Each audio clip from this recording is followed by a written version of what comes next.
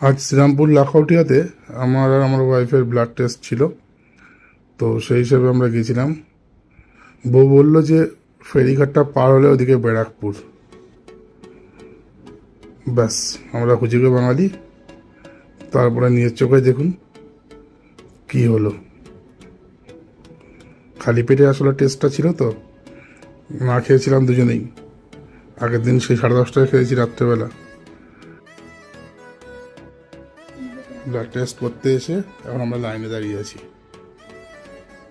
তবে এটা ব্লাড টেস্টের লাইন না, চিনতে পারছেন নিশ্চয়ই। এই লাইনটা হচ্ছে দাদা বৌদি বিরিয়ানির লাইন। ব্লাড টেস্ট করতে এসে দাদা বৌদি বিরিয়ানি খাচ্ছি। কি অবস্থা!